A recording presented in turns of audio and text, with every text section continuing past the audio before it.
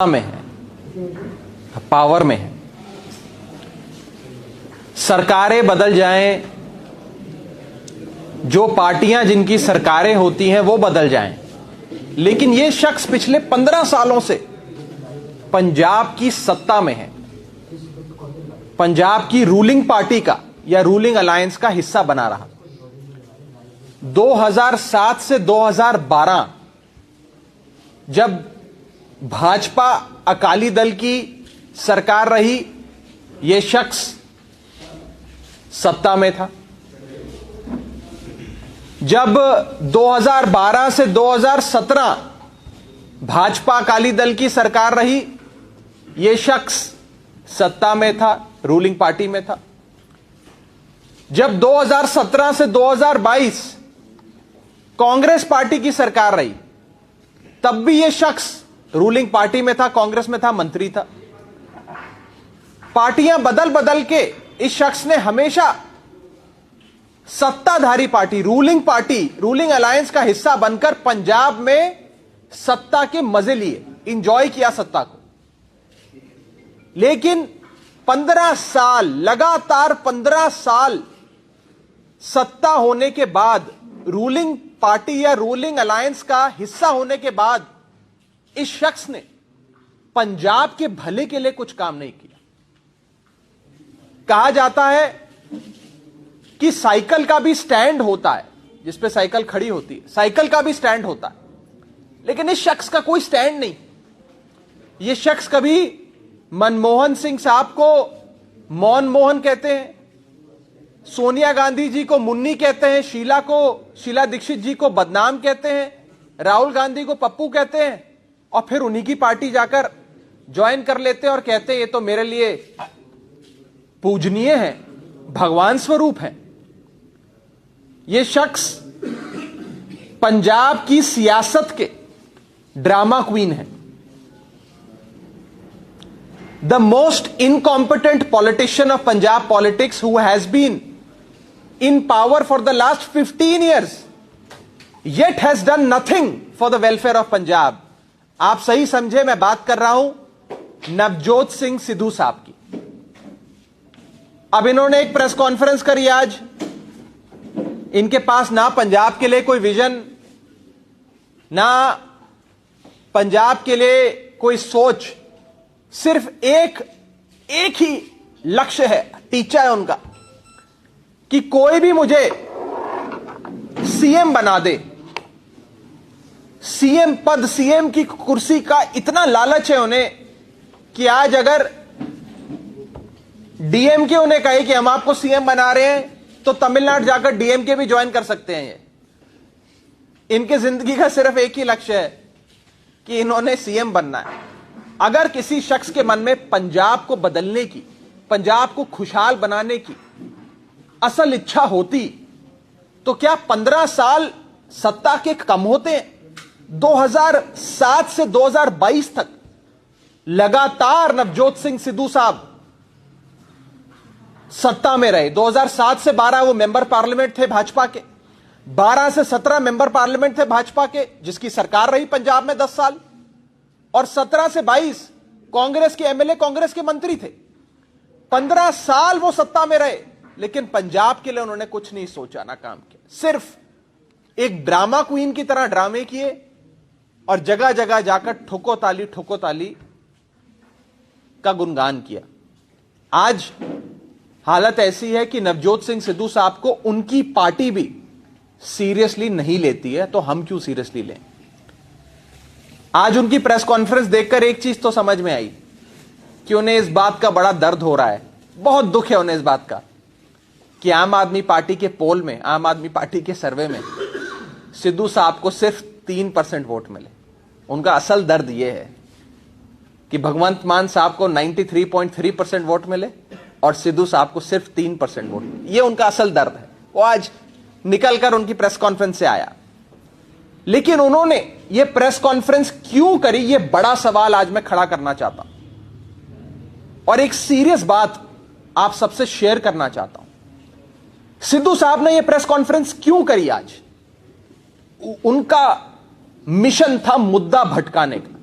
आज पूरा Punjab illegal mining racket जो पंजाब में चल रहा है, जिसमें मुख्यमंत्री चरणजीत सिंह चन्नी साहब का नाम आ रहा है, उनके हलके चमकौर साहब में जिंदापुर पिंड में नजायज रेते की माइनिंग चल रही है।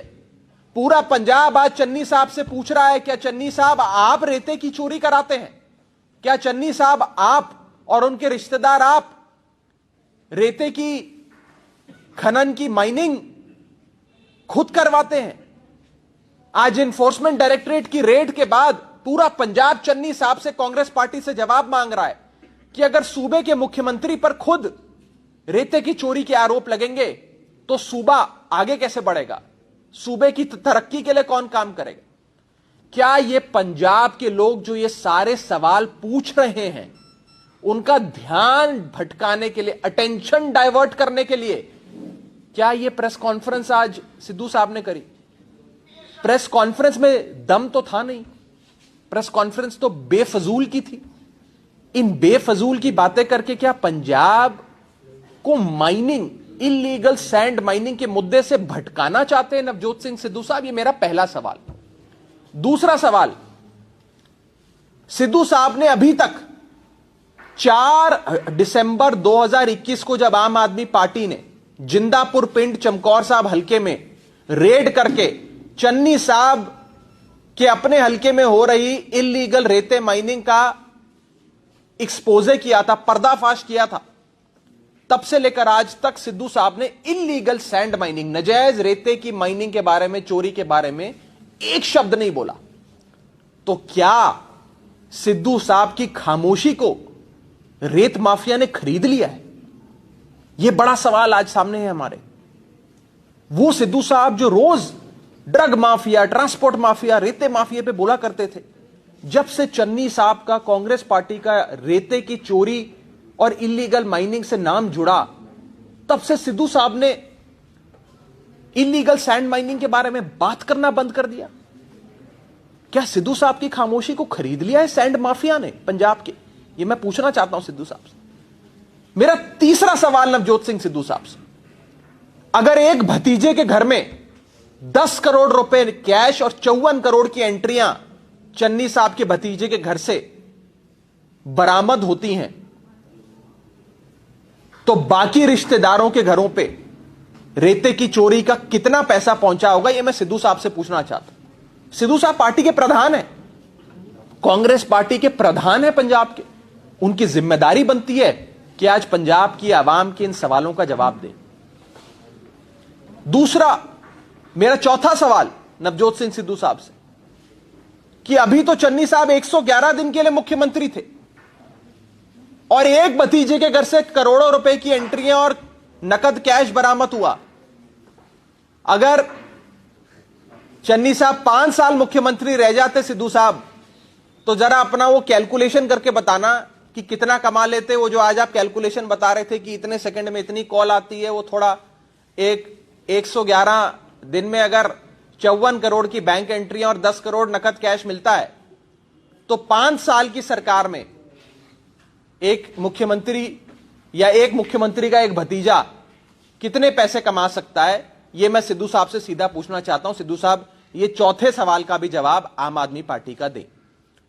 और अंत में मैं कहना चाहता हूं कि नवजोत सिंह सिद्धू साहब, जो कि एक ड्रामा क्वीन है पंजाब पॉलिटिक्स की, जिन्हें कोई सीरियसली नहीं लेता है, जो एक इनकॉम्पिटेंट पॉलिटिशियन के तौर पे साबित हुए, 15 साल सत्ता में रहते हुए जिन्होंने पंजाब के लिए कुछ नहीं किया, आज उन्होंने जिस तरीके से अनपार्लियामेंट्री लैंग्वेज का इस्तेमाल करते हुए अरविंद केजरीवाल जी के खिलाफ, आम आदमी पार्टी के लोगों के खिलाफ बयानबाजी करी है, वो निंदनीय है। हम इसे कंडेम करते हैं। मैं उम्मीद कर रहा था कि नवजोत सिंह सिद्धू साहब, जो मेंबर ऑफ पार्लियामेंट भी रहे, पंजाब में कैबिनेट मिनिस्टर भी रहे, बड़े बड़े पदों पे रहे, कम से कम भाषा की मर्यादा, एटलीस्ट पार्लियामेंट्री लैंग्वेज इस्तेमाल करते हुए अपनी बात रखेंगे। लेकिन जो भाषा का उन्होंने इस्तेमाल किया, वो उनकी फ्रस्ट्रेशन दिखाता है। वो बेचारे बड़े फ्रस्ट्रेटेड हैं कि कोई भी उन्हें मुख्यमंत्री नहीं बना रहा। उन्हें लगा कि कैप्टन साहब हटेंगे तो शायद वो बन जाएं, तब भी नहीं बनाया। अब वो सोच रहे हैं कांग्रेस पार्टी उनको डिक्लेयर कर दे कांग्रेस पार्टी उन्हें डिक्लेयर भी नहीं कर रही, और पार्टियों से पूछ रहे हैं कि भाई तुम मुझे ले लो, मैं आ जाता हूं, मुझे सीएम बना दो, और पार्टियां भी नहीं ले रही। तो सिद्धू साहब फ्रस्ट्रेटेड हैं, ये हम सब समझ रहे हैं, लेकिन फ्रस्ट्रेशन का लेवल इस स्तर पे ना ले जाइए सिद्धू साहब कि आप अनपार्लियामेंट्री लैंग्वेज का प्रयोग करें अपनी पब्लिक अटरेंसेस में, अपनी प्रेस कॉन्फ्रेंसेस में। ये हमारी बेनती है। और पत्रकारों से भी थोड़े सम्मान से बात करें। आज मैं प्रेस कॉन्फ्रेंस देख रहा था, जिस तरीके से मुझे बहुत सारे रिपोर्टर्स ने अभी प्रेस कॉन्फ्रेंस से पहले भी बताया कि जैसे वो जिन वर्ड्स का इस्तेमाल कर कर पत्रकारों को एड्रेस कर रहे थे, सारे जर्नलिस्ट भी उनकी भाषा से परेशान हैं। एक मर्यादा में रहते हुए एक रूलिंग पार्टी के प्रधान को बात करनी चाहिए। ये हमारा उनसे हमारी उनको अनसॉलिसिटेड एडवाइस है। इस सिलसिले में कोई सवाल हो तो आप पूछ सकते हैं। चड्ढा साहब, सिद्धू साहब ने जो प्रेस कॉन्फ्रेंस करी वो पूरी आपके मुख्यमंत्री चेहरे के लिए जो सर्वे हुआ था उसके ऊपर आधारित थी। उन्होंने मांग की है कि क्या इस सर्वे से संबंधित डेटा आप लोगों के साथ साझा करेंगे? देखिए, उनका मकसद ये था कि पूरा पंजाब आज जो इलीगल सैंड माइनिंग पे सवाल पूछ रहा है उससे ध्यान भटकाया जाए। अगर मैं भी इसी रास्ते पे चल गया तो फिर मैं तो सिद्धू साहब के जाल में फंस गया, नंबर 1। नंबर 2, सिद्धू साहब को आम आदमी पार्टी के सीएम चेहरे का जो हमने सर्वे कराया, उस पूरे सर्वे में सबसे ज्यादा दुख, सबसे ज्यादा परेशानी सिर्फ इस चीज से है कि उसमें सिद्धू साहब को 3% वोट मिले और भगवंत मान साहब को 93.3% वोट मिले। अब इसमें आम आदमी पार्टी का क्या दोष? अगर भगवंत मान साहब को पंजाब की आवाम प्यार करती है, आम आदमी पार्टी की क्या गलती अगर पंजाब की आवाम भगवंत मान साहब को अपना अगला मुख्यमंत्री देखना चाहती है? आम आदमी पार्टी ने क्या गलत कर दिया अगर पंजाब के लोग भगवंत मान साहब को आशीर्वाद दे रहे हैं, गले लगा रहे हैं, युवा उनसे सेल्फी खिंचवा रहे हैं? इसमें सिद्धू साहब के पेट में क्यों दर्द हो रही है, ये मैं पूछना चाहता हूं। नवजोत सिद्धू कह रहे हैं कि जो आपके जो कॉल्स आई हैं, व्हाट्सएप मैसेजेस आए हैं, वॉइस मैसेजेस आए हैं, वो ह्यूमनली पॉसिबल नहीं है 4 दिन में 21 लाख से ज्यादा वो सारे। क्यों नहीं है? कौन कहता नहीं है? वो पता नहीं कौन से युग में रहते हैं। सवाल है कभी कि इतने कॉल्स आ ही नहीं सकते ना, कहते कॉल्स उनकी 15 to 20 सेकंड्स के बाद एक बीप होती थी जिसपे हम मैसेज छोड़ते थे, तो कहते टाइम लैप्स लगा के चले, तो वो नहीं हो रहा। बड़ा मैं भी उनके जाल में फंस जाऊं अगर मैं इस डायरेक्शन में जवाब देने पे आ गया। लेकिन आप और हम सब ये जानते हैं, आप जिस ऑर्गेनाइजेशन से आती हैं, आपके ऑर्गेनाइजेशन भी कितने ऐसे पोल्स कंडक्ट करता है, लाखों रिस्पॉन्सेज आते हैं, ऑटोमेटेड हो सारा जो बैकएंड का इंफ्रास्ट्रक्चर होता है। All of us know phone number आपके नाम पे है और उसी कारण वहां पे इतने वो नहीं आ रहे। This is all hearsay, these are all frivolous allegations. मुद्दा उनका असल ऑब्जेक्टिव क्या है? क्या पंजाब के लोग आज ये पूछ रहे हैं? आप मुझे बताएं, पंजाब के लोग ये पूछ रहे हैं कि वो नंबर किसके नाम पे रजिस्टर्ड था, कि कितने कॉल आए? लेकिन आज वो सिर्फ आज पंजाब के लोग ये पूछ रहे हैं कि भैया रेता की चोरी कौन कर रहा है? रेता माइनिंग में मुख्यमंत्री के भतीजे के घर से 10 करोड़ रुपए मिल रहे हैं, उसका कोई जवाब दे दो। सिद्धू साहब उस पर मैंने देखा, मैंने प्रेस कॉन्फ्रेंस में आप में से किसी एक शख्स ने उनसे सवाल पूछा कि भाई रेते की चोरी पे चन्नी साहब के भतीजे के घर से 10 करोड़ रुपए मिले, आपको क्या कहना है? कहते मैं उस पर कुछ नहीं बोलूंगा, मेरे से तो आम आदमी पार्टी के सीएम चेहरे पे बात करो। अरे भाई, आम आदमी पार्टी ने अपना सीएम चेहरा अनाउंस कर दिया। हमारे भगवंत मान साहब को पूरी पंजाब की जनता प्यार करती है। अब आप अपना बताओ ना, आप अपनी पार्टी का बताओ। आपके मुख्यमंत्री पे आरोप लगे रेते चोरी के, आपके मुख्यमंत्री पर आरोप लगे कि वो आम आदमी नहीं बेईमान आदमी है, उसके अपने हलके में रेते की चोरी हो रही है। तो हम आपसे सवाल पूछ रहे हैं, आप बताएं कि माननीय मुख्यमंत्री साहब पे इतने आरोप लग गए, आपको इलीगल सैंड माइनिंग पर क्या कहना है? पंजाब की जनता के लिए इलीगल सैंड माइनिंग मुद्दा है, या ये मुद्दा है कि सर्वे में सिद्धू साहब को 3% वोट क्यों मिले? अब 3% मिले तो 3% मिले, उसमें हम क्या कर सकते हैं? ਸਵਾਲ ਖੜੇ ਕਰ ਰਹੇ ਨੇ ਕਿ ਤੁਸੀਂ ਇੱਕ ਨੰਬਰ ਦੇ ਨਾਲ ਹੋਰ ਨੰਬਰ ਜਿਹੜੇ ਨੇ ਉਹ ਐਡ ਆਨ ਕਰ ਰੱਖੇ ਸੀ ਜਾਂ ਕਿਵੇਂ ਤੁਸੀਂ ਇਹ ਪੋਸੀਬਲ ਕੀਤਾ? टेक्नोलॉजी है, टेक्नोलॉजिकल सॉल्यूशंस है, इजीली होता है। ਚੱਡਾ ਸਾਹਿਬ ਉਹਨਾਂ ਦਾ ਕਹਿਣਾ ਸੀਗਾ ਕਿ ਇੱਕ ਆਰਡੀਨਰੀ ਨੰਬਰ ਹੈ, ਆਰਡੀਨਰੀ ਨੰਬਰ ਦੇ ਉੱਤੇ 5000 ਤੋਂ ਵੱਧ SMS ਜਾਂ ਫਿਰ ਕਾਲਸ ਨਹੀਂ ਅਟੈਂਡ ਹੋ ਸਕਦੀਆਂ। ਸੋ ਇਹ ਉਹਨਾਂ ਦੀ ਗੱਲ ਹੈ। ਦੂਜੀ ਗੱਲ, ਤੁਹਾਨੂੰ ਜਵਾਬ ਕਿਉਂ ਦੇਣਾ ਪਏਗਾ? ਇਸ ਲਈ ਦੇਣਾ ਪਏਗਾ, ਠੀਕ ਹੈ ਤੁਸੀਂ ਸੀਐਮ ਸਾਹਿਬ ਦਾ ਚਿਹਰਾ ਜਿਹੜਾ ਅਨਾਉਂਸ ਕਰ ਦਿੱਤਾ, ਉਹਦੇ ਵਿੱਚ ਕੋਈ ਦਿੱਕਤ ਨਹੀਂ ਹੈ। ਸੋ ਗੱਲ ਇਹ ਹੈ ਕਿ ਅਗਰ ਉਹ ਕਹਿ ਰਹੇ ਨੇ ਕਿ ਆਮ ਆਦਮੀ पार्टी ने स्कैम किया तो उसका जवाब एक बार स्कैम क्या है इसमें? स्कैम क्या है मुझे बताएं ना सिद्धू साहब। स्कैम मैं बता रहा हूं। स्कैम ये है कि एक शख्स जो कहता था मैं मुद्दों की बात करता हूं, मैं राज्यसभा को लात मार कर आया क्योंकि मुझे पंजाब के साथ खड़ना है, पंजाब के लिए खड़ा हूं मैं, वो शख्स पिछले 2 महीने से चुप है जब से उसकी पार्टी के मुख्यमंत्री पर इलीगल सैंड माइनिंग के आरोप लगे। जब से इन्फोर्समेंट डायरेक्टरेट की रेड हुई, 10 करोड़ रुपए और 54 करोड़ की एंट्रियां बरामद हुई, तब से वो शख्स चुप है। अब मैं मान लेता हूं कि ये सियासी कारणों से रेड हुई, मैं तो खुद कह रहा हूं, हो सकता है कि पॉलिटिकल रीजंस की वजह से चन्नी साहब के भतीजे पे रेड हुई, लेकिन 10 करोड़ रुपए तो बरामद हुए। सिद्धू साहब 10 करोड़ पे तो अपना बयान दे दो। 54 करोड़ की बैंक एंट्रियां तो मिली, सिद्धू साहब 54 करोड़ की बैंक एंट्री पर बयान दे दो। 21 लाख का सोना मिला, 12 लाख की रोलेक्स घड़ी मिली, करोड़ों रुपए के फार्म हाउस और प्रॉपर्टी के कागजात, महंगी गाड़ियों के कागजात मिले। सिद्धू साहब उस पर जवाब दे दो, उस पर नहीं बोलेंगे। 3% क्यों आया नवजोत सिंह सिद्धू को वोट, उस पर बोल रहे हैं। उनको दर्द यह है कि भगवंत मान को 93.3% वोट मिला और नवजोत सिंह सिद्धू को 3% वोट मिला। उनका असल दर्द वो है।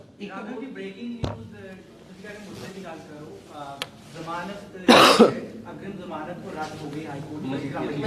कांग्रेस बधाई दे रही है सीएम चन्नी, उनकी सीएम चन्नी ने एफआईआर लिखी थी, फिर उस बाद ये सारे स्टेप बाय स्टेप। चन्नी साहब अब पंजाब के सीएम रहे नहीं, चोण जाब्ता लग चुकी है, मॉडल कोड ऑफ कंडक्ट लग चुका है। He is no more the chief minister of Punjab. Symbolically वो सीएम हो सकते हैं, वैसे for all practical purposes he has ceased to be the chief minister of Punjab, क्योंकि मॉडल कोड ऑफ कंडक्ट लग चुका है। सारे फैसले अब इलेक्शन कमीशन के हिसाब से होते हैं। और चन्नी साहब जब मुख्यमंत्री थे तब तो वो एफआईआर करने के बाद भी बिक्रम सिंह मजीठिया को गिरफ्तार नहीं कर पाए, उनकी मंशा नहीं थी। 20 दिसंबर को या 19 दिसंबर को शायद एफआईआर दर्ज हुई थी उन पे। तब से लेकर 20 दिन तक, 22 दिन तक उन्होंने गिरफ्तारी नहीं करी। इंतजार करते रहे कि अग्रिम जमानत मिल जाए, इंटरिम बेल मिल जाए, बेल मिल जाए, बेल मिल जाए। बेल लोअर कोर्ट ने खारिज करी तो भी चन्नी साहब ने उन्हें गिरफ्तार नहीं किया। लोअर कोर्ट की बेल खारिज होना का मतलब होता है इमीडिएट अरेस्ट। सारी पुलिस फोर्स के लॉ एंड ऑर्डर का जितना भी तामझाम है उसका एक स्टैंडर्ड ऑपरेटिंग प्रोसीजर होता है, rejection of anticipatory bail is equal to immediate arrest. फिर भी उन्होंने अरेस्ट नहीं किया। जब तक हाई कोर्ट से बेल नहीं मिली तब तक उन्होंने कोई चू नहीं करी। और सबसे बड़ी बात, बिक्रम सिंह मजीठिया ने खुद प्रेस कॉन्फ्रेंस कर यह बात कही कि होम मिनिस्टर सुखजिंदर रंधावा साहब को, मुख्यमंत्री चरणजीत सिंह चन्नी साहब को, दोनों को पता था कि मैं कहां हूं।